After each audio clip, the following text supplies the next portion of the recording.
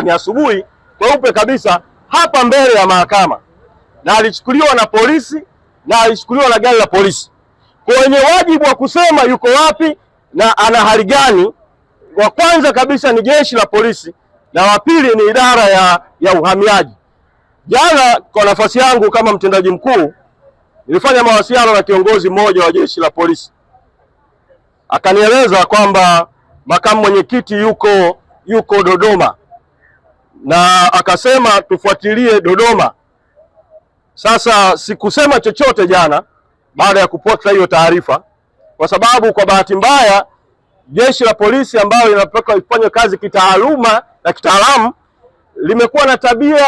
wakati mwingine kutoa taarifa za uongo, kwa sababu juzi walimpa mkurugenzi wetu wa sheria na haki za binadamu wakili Gaston Garubimbi walimpa taarifa kwamba makamu mwenyekiti